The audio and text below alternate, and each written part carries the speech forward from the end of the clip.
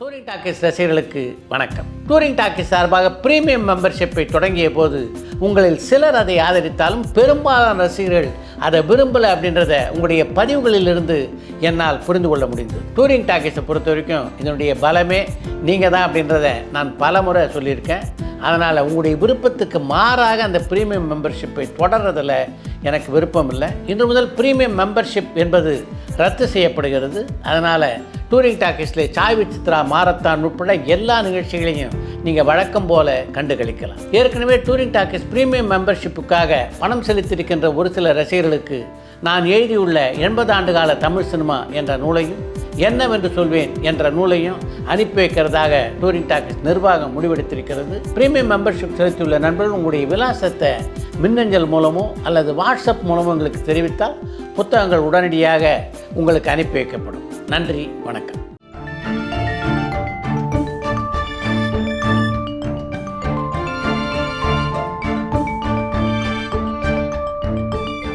உங்கள் ஜீரண கோளாறுகளுக்கும் வயிற்றெரிச்சலுக்கும் சரியான ஒரு தீர்வு.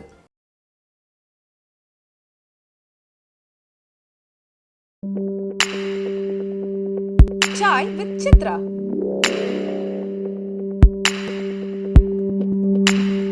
இப்போ போய் அந்த விஜிபியில் போய் ஃபோன் பண்ணுறாங்க அவங்க அப்பாவுக்கு ஃபோன் பண்ணி சொல்கிறாங்க. எஸ்.ஏ. சந்திர சாருக்கு சொன்னோடனே இப்போ அவர் கொஞ்சம் ஒரு மணி நேரம் ஆகும் அவர் அங்கேருந்து இங்கே வர்றதுக்கு. அப்படியே வீட்டில் இருந்தபடியே அப்படியே வர்றாரு சந்திரசேகர் சார். வந்து கார் உள்ளே வந்துச்சு, காரை விட்டு அவர் இறங்குறாரு. பின்னாடியே விஜய் காரும் வருது. விஜய் காரும் வந்து விஜய் வந்து இறங்கின உடனே விஜய்க்கு விட்டார் ஒரு அரை போலாருன்னு. உனக்கு வெக்கமா இல்லை? உனக்கு ஒரு ஹீரோயினுக்கு ரூம் போட்டுட்டு உனக்கு ரூம் போடலைன்னா என்னடா அர்த்தம்? நீ இதை விட பெருசாக வளர்ந்து வரணும். உன்னை கேட்காம ரூம் போடுற அளவுக்கு பெருசாக வரணும் அப்படின்னு வைராகியம் தான் உனக்கு வரணும். நீ வந்து கோவிச்சிட்டு போனேன்னா அது வெக்கமா இல்லை உனக்கு? அசிங்கமா இல்லை உனக்கு அது? அப்படின்னு பயங்கரமாக வந்து விஜயை திட்டுற. விஜய் எதுவுமே சொல்லலை. அப்படியே அதிர்ச்சி அடைஞ்சு அப்படியே நிற்கிறாப்புல. இந்த பக்கம் திரும்பினார். டைரக்டர் ப்ரொடியூசர் 2 பேர் இருந்தாங்க. பொட்டிச்சு ஏறுன்னு ஏறிட்டார். யோ, அவன் சின்ன பையன்யா, அது ஒரு சின்ன பொண்ணு. ஒரு பொம்பளை பிள்ளைக்கு ரூமை போட்டு கொடுத்துட்டு இவனுக்கு ரூம் போடாமல் இருந்தீங்கன்னா அவன் சின்ன பையன், அவனுக்கு ஈகோ வராதா? ஒரு படத்தில் ஹீரோ அவனுக்கு அந்த ஈகோ வராதா? ஏன்னா ஒரு 2000 ரூபாய்க்கு ஒரு ரூமை போட்டு கொடுத்துட்டு உன் பையனுக்கு ஒரு ரூம் போட்டு கொடுத்துருக்கண்டான்னு சொன்னீங்கன்னா நான் கொடுத்துட மாட்டேன் அந்த 2000 ரூபா. பைத்தியக்காரங்களா நீங்களாம்? சைக்காலஜி தெரியாமல் என்னடா நீ ப்ரொடியூசர், என்னடா நீ டைரக்டர்? ஒரு ஹீரோயின் இருக்காங்கன்னா அவங்கள சைக்காலஜிக்கலாக டீல் பண்ணணும் அப்படின்னு பயங்கரமாக சத்தம் போட்டார். நான் சொல்கிறேன் இப்போ உங்களுக்கு, அன்னைக்கு தான் பையனுக்கு அன்னைக்கு சொன்னார் பார்த்தீங்களா, அதுதான் இன்னைக்கு சூப்பர் ஸ்டாராக கொண்டாந்து நிறுத்தியிருக்கு அவரை அப்படின்னு நான் நம்புகிறேன். எஸ்சிஎஸ்சி எதை நம்ம கோலா வச்சுக்கணும். நீ கேட்கக்கூடாது. உனக்கா சம்பளம் அவங்க ஃபிக்ஸ் பண்ணணும், உனக்கா ரூம் போடணும், உன் பின்னாடி அவன் உடியாரணும். அவ்வளோ பெரிய ஆளாக நீ வளர்ந்து வரணுமே ஒழிய எனக்கு ரூம் போடலை அப்படின்னு நீ கோவிச்சிட்டு போகிறது அசிங்கம் அப்படின்னு தன் பிள்ளைக்கு அவ்வளோ பேருக்கு மத்தியில் அவ்வளோ தெளிவாக. விஜயோட ஒரு சிறந்த பண்பு என்ன தெரியுங்களா? இது எதுவுமே நடக்காத மாதிரி அடுத்த ஷாட்டுக்கு வந்தாப்புல. ஆமாண்ணே, அந்த தம்பி வந்து ஒரு சினிமாவில் வந்து அவன் சினிமாவை எந்த அளவுக்கு லவ் பண்ணுறாங்கிறதுக்கு இதை விட என்ன எக்ஸாம்பிள் இருக்க முடியும்? அப்பா அடித்ததையோ அல்லது இவ்வளோ பேருக்கு முன்னாடி தன்னை திட்டுனதையோ எதுவுமே நடக்காமல் வந்து அவ்வளோ அழகாக அந்த ஷாட்டெல்லாம் வந்து அப்படி சூப்பராக பண்ணி கொடுத்துட்டு போனாங்க. அதனால் வந்து அது எனக்கு அந்த கோயம்புத்தூர் மாப்பிள்ளையில் இந்த மாதிரி சின்ன சின்ன சம்பவங்கள்லாம் ரொம்ப நெகிழ்ச்சி ஊட்டுற சம்பவங்களாக இருக்கும். நான் அடிக்கடி சொல்லுவேன், இன்னைக்கு விஜய் வந்து வளர்ந்துருக்காருன்னா அவங்க அப்பா வந்து ஒரு தவிர்க்க முடியாத ஒரு பெரும் காரணம் இருக்குது. காரணம் என்னென்னா அவர் மோட்டிவேட் பண்ணி ஆமாம் கொண்டு வந்து நிறுத்தியிருக்கு இன்னைக்கு அப்படின்னு சொல்லி. கோயம்புத்தூர் மாப்பிள்ளைக்கு அப்புறம் வேறு யாராவது ஒர்க் பண்ணிங்களா? அடுத்து கோயம்புத்தூர் மாப்பிள்ளை டப்பிங் நடந்துகிட்டு இருக்கிற காலகட்டத்திலேயே எனக்கு வந்து படம் கிடச்சிருச்சுண்ணே. படம் எப்படி கிடச்சிது அப்படின்னா, டைரக்டர் வந்து கேளடி கண்மணி பண்ணிகிட்டு இருக்கும்போது நாங்கள் ரமணியன் சார் கூட எப்போவாவது விவேக் சித்ரா சுந்தரம் சார் ஆஃபீஸ்க்கு போவோம். லஸ்கானரில் இருந்துச்சு அவங்க ஆஃபீஸ். அப்படி ரமணியன் சார் போனோடனே ஆட்டோவில் போனோடனே என்னை இறக்கி வெளியில் விட்டுட்டு ரமணியன் சார் மட்டும் மேலே போய் டைரக்டரோட பேசிட்டு வந்துட்டு வருவாங்க. அப்படி ஒரு நாள் நான் நின்றுட்டு இருந்தேன். அப்படி நின்றுட்டு இருக்கும்போது 2 பேர் வந்தாங்க. ஒருத்தர் நல்லா இருந்தார், ஆள் சும்மா இந்த பிரபு மாதிரி இருப்பார் ஒருத்தர். அவங்க 2 பேர் வந்தாங்க. வந்தவர் என்னை கேட்டார், நின்றுட்டு இருந்த அந்த பக்கம் நின்றுட்டு இருந்தவனை கேட்டார், சுந்தரம் சார் இருக்காரா அப்படின்னு கேட்டார். எனக்கு இருக்காருன்னு தெரியாது, இருப்பாருன்னு நினைக்கிறேன் சார் அப்படின்னு சொன்னேன். இப்போ அவங்க மேலே போயிட்டாங்க. மேலே போயிட்டு அவங்க திரும்பி வந்தாங்க. திரும்பி வரும்போது வரட்டுமா தம்பி அப்படின்ட்டு போனார். எனக்கு நல்லா இருக்கே, ஒரு ட்ரெஸ்ஸிங் சென்ஸ் எல்லாம் சூப்பராக இருக்குது, ஆள் நல்லா இருக்காரு அப்படின்னு இப்படி பார்த்துட்டு அப்படி பின்னாடி போனேன். போனதும் அவர் வந்து சொன்னார், இந்த படம் கேளடி கண்மணியில் நீங்கள் ஒர்க் பண்ணுறீங்களா அப்படின்னு கேட்டார். நான் வந்து ஆமாம் சார், ஸ்கிரிப்ட் சைடில் ஒர்க் பண்ணுறேன் சார். நான் வந்து புதிய பாதை பண்ணேன், டிஸ்ட்ரிபியூட் பண்ணேன். நான் புதிய பாதை டிஸ்ட்ரிபியூட்டரு. கேளடி கண்மணி படம் நான் தான் பண்ணியிருக்கிறேன், அதனால தான் கேட்குறேன். நீங்கள் யார் என்ன அசோசியேட்டாக ஒர்க் பண்ணுறீங்க, அசிஸ்டண்ட்டாக ஒர்க் பண்ணுறீங்களா? இல்லை சார் அப்படின்னு சொன்னேன். சரி அப்படின்னா எக்மோருக்கு வந்தீங்கன்னா வாங்க, நம்ம ஆஃபீஸ் விவேகம் ட்ராவல்ஸ் அங்கே இருக்குது, அந்த வந்தீங்கன்னா வாங்க அப்படின்ட்டு யதார்த்தமாக பேசிட்டு போயிட்டார். இப்போ எனக்கு தெரியாது இவர் தான் நமக்கு பின்னாடி ப்ரொடியூசர் அப்படிங்கிறது, அப்போ தெரியாது. ஆனால் அவரோட அந்த இது வந்து ஆட்டிடியூட் வந்து எனக்கு ரொம்ப பிடிச்சிது. அதுக்கப்புறமா நான் வந்து ஒரு முறை எக்மோருக்கு ஒரு வேலையாக போயிருந்தேன். அப்போ பார்த்தேன் விவேகம் ட்ராவல்ஸ்னு இருந்துச்சு. இங்கே தானே இந்த ஆள் சொன்னார் அப்படின்னு சொல்லிட்டு அங்கே பார்க்குறதுக்கு அங்கே போய் கேட்டேன். அவர் இல்லை, சாயந்தரமாக 7 மணிக்கு தான் வருவார் அப்படின்னாங்க. அப்புறம் நான் 7 மணிக்கு லைப்ரரி, கன்னிமர லைப்ரரிக்கு போயிட்டு அங்கேருந்து நடந்து வந்து 7 மணிக்கு வந்து பார்த்தேன். பார்த்த உடனே இப்போ அவர் கேஷுவலாக வந்து பேசிகிட்டு இருந்தார். அப்புறம் நான் கேள்விப்பட்டு ரொம்ப ஆச்சரியமாக இருந்தது. கிட்டத்தட்ட 100 படங்களுக்கு மேலே டிஸ்ட்ரிபியூட் பண்ணியிருக்காங்க. இன்னும் குறிப்பாக சின்ன தம்பி அவங்க தான் பண்ணியிருக்காங்க. அப்படியாப்பட்ட ஒரு பெரிய டிஸ்ட்ரிபியூட்டராக இருக்கார் அவர். அப்போ நான் ரெகுலராக அவரை அங்கே எக்மோருக்கு போகும்போதெல்லாம் பார்க்குறது, கன்னிமரா போனால் கட்டாயமாக அங்கே போய் அவரை போய் பார்த்துட்டு வர்றது, இந்த மாதிரி ஒரு ஃப்ரெண்ட்ஷிப் இருந்துட்டு இருந்துச்சு. இதுக்கு நடுவில் நான் கேளடிக்கன் இது நீ பாதி நான் பாதி, அதுக்கப்புறம் கோயம்புத்தூர் மாப்பிள்ளை இதெல்லாம் வந்து ஒர்க் பண்ணிட்டேன். இப்போ வந்து எனக்கு ஒரு 50,000 ரூபா பணம் தேவைப்பட்டுச்சுண்ணே வீட்டுக்கு. நடுவில் வந்து என்னெல்லாம் நடந்துருச்சு, என் லைஃப்பில் என்னெல்லாம் நடந்துச்சுன்னு கேட்டிங்கன்னா, அப்பா வந்து இறந்துட்டாங்க. நான் வந்து ஒன்லி சன். இந்த நேரத்தில் வந்து எனக்கு எங்கள் அம்மாவுக்கு இப்போ வந்து ஒரு 50,000 ரூபா பணம் வேணும். என்ன பண்ணுறதுன்னு தெரியல. படம் கோயம்புத்தூர் மாப்பிள்ளை ஒர்க் பண்ணி முடிச்சாச்சு. இந்த இப்போ டப்பிங்கு இந்த விஷயங்கள் மட்டும்தான் பேலன்ஸ் இருக்குது. பேசின பணமெல்லாம் வாங்கியாச்சு. இந்த மாதிரி நேரத்தில் என்ன பண்ணுறதுன்னு தெரியாமல் சரி ஒரு கதையை கொடுத்துடலாம் அப்படின்னு சொல்லி அதற்கான முயற்சி எடுத்து ஒரு கதை ஒன்று எழுதி அந்த கதையை கொடுக்குறதுன்னு முயற்சி பண்ணிட்டேன். சரி கதை யார் வாங்குவான்னு பார்த்தா 2-3 டேரக்டர்ஸ் தான் கதை வாங்கி பண்ணுவாங்க. அப்போ நான் வந்து KS ரவிக்குமார் சாரை வந்து ஃபிக்ஸ் பண்ணேன். அங்கே வந்து பார்த்திங்கன்னா என்னோடய ஃப்ரெண்ட்ஸு தான் அசிஸ்டண்ட்டாக இருக்காங்க. சேரன் வந்து அசோசியேட்டு, அப்புறம் SP ராஜ்குமார் இவங்கெல்லாம் இருக்காங்க. சரின்ட்டு இப்போ நான் SP ராஜ்குமாரை பிடிச்சி இந்த மாதிரி ஒரு கதை வச்சுருக்கேன், ரவிக்குமார் சார் கொடுக்கணும் அப்படின்னு சொல்லி பேசி எல்லாம் பண்ணி ரவிக்குமார் சாருக்கு சொல்லியாச்சு. வசந்த் சார் அசிஸ்டண்ட்டுன்னு சொன்ன உடனே அவருக்கு கொஞ்சம் ஆர்வம் வந்துருச்சு. அப்போ நல்லா கதை சொல்லுவான்டா அப்படின்னு சொல்லி.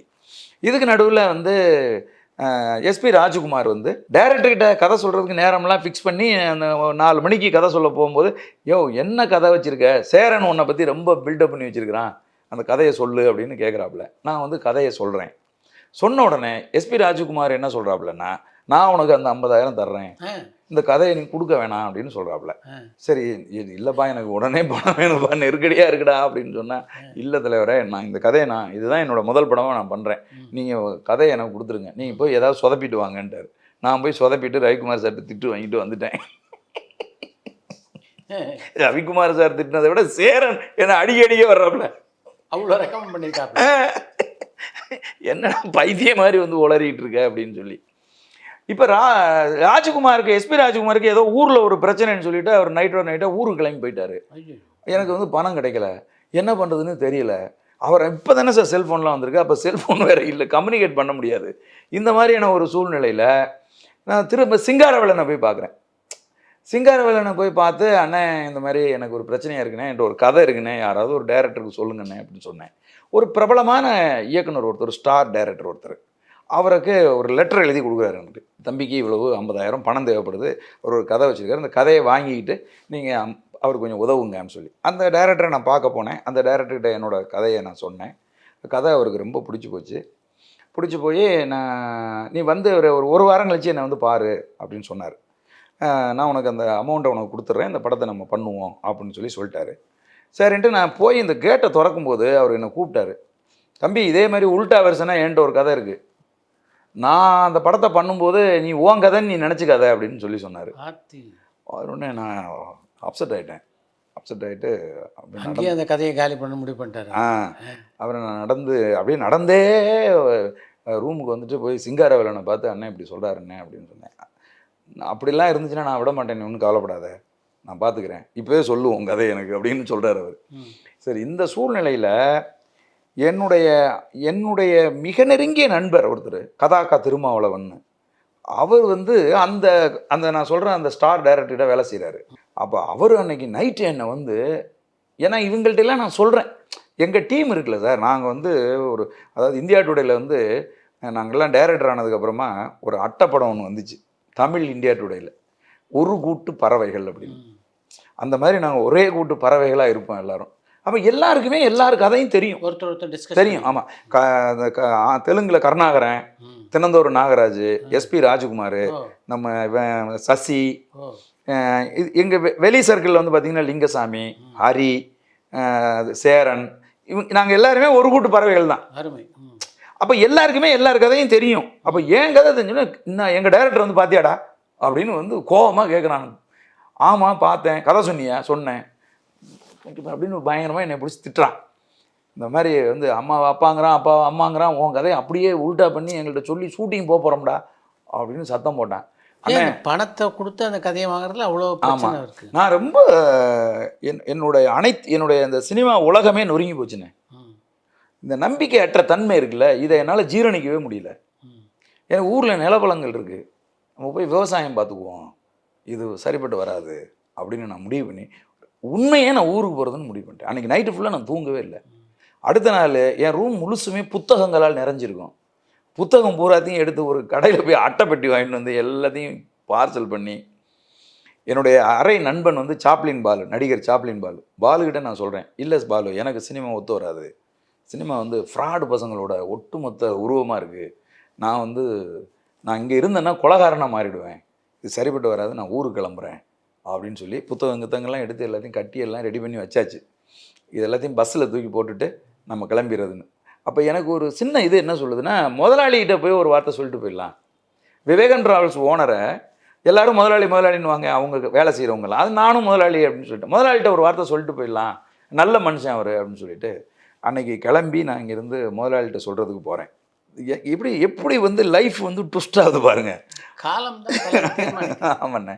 போய் நான் வந்து அவர்கிட்ட சொல்கிறேன், முதலாளி இந்த மாதிரி ஊருக்கு போகிறேன் முதலாளி அப்படின்னு. அப்படியா, எப்போ வருவீங்கன்னாரு. இல்லை வரவே மாட்டேன். ஏன் அப்படின்றாரு.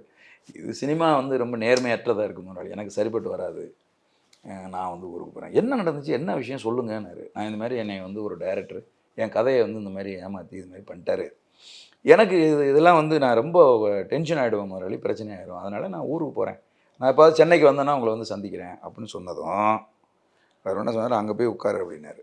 அந்த துணியே மாறிடுச்சு அவருக்கு. ஏன்னா அது ஒரு மிரட்டுறது மாதிரி போய் உட்கார சொல்கிறாருன்ட்டு முதலாளி என்ன உட்காரியா போய் அப்படின்ட்டார். இது மாதிரி நடந்துக்கிட்டதே இல்லை. நான் போய் உட்காந்துட்டேன். உட்காந்தா அவங்களுக்கு காஃபி வரும்போது எனக்கு காஃபி வருது. நான் போனது ஒரு 6 மணிக்கு போயிருந்தேன்னா கடைசி பஸ்ஸு 11 மணி. பஸ்ஸு ஏகப்பட்ட பஸ்ஸு அவங்களுக்கு. 11 மணி வரைக்கும் உட்கார வச்சுருக்காங்க. உட்கார வச்சோன்னே இங்கே வாயா அப்படின்னு கூப்பிட்டாரு. போனேன். நீ சொல்கிறிய டேரக்டரு, அந்த டேரக்டரை பண்ண போகிற அடுத்த படத்துக்கு நான் தான் ஃபைனான்சியர், புரியுதா? நான் உன்னை ரொம்ப நேர்மையான பையன், ஒரு கப்பல் படையிலேருந்து வந்த பையன், உண்மையான பையன் நினச்சேன். நீ ஒரு ஃப்ராடு ஃபெலோவாக இருப்ப போல தெரியுது. இப்போது எனக்கு நீ உன் கதையை சொல்லு. நாளைக்கு காலையில் நான் அவன்கிட்ட போய் அந்த கதையை கேட்பேன். நீ சொல்கிற கதையை தான் அவன் சொல்கிறான் அப்படின்னு சொன்னால் என்ன நீ பண்ணணுங்கிறத நான் சொல்கிறேன். இல்லைன்னா நான் உன்னை கட்டி வச்சு அடிப்பேன். சரியா, ஓகே உனக்குன்னு கேட்குறாரு. இப்போ நான் சொல்கிறேன் சரி முதலாளி அப்படின்னு நான் சொல்கிறேன். உடனே அவங்க மேனேஜர் ஷியாம் 2 பேரும் கிளம்பி என்னோட கூட்டி கொண்டு போய் ஒரு ஹோட்டலில் உட்கார வச்சு ஒரு தோசை வாங்கி கொடுக்குறாங்க. சாப்பிட்டு முடித்த உடனே சொல்கிறான் உங்கள் கதையை அப்படிங்கிறாங்க. நான் வந்து ஒரு 10-15 நிமிஷத்துக்கு, நான் ரமணியன் கூட இருக்கும்போது கதை என்பது வேறு, திரைக்கதை வேறு அப்படிங்கிறதெல்லாம் நல்ல தெளிவாக புரிஞ்சு வச்சுருக்கேன். அதனால் அவங்களுக்கு கதையை சொன்னேன் 10 நிமிஷத்தில்.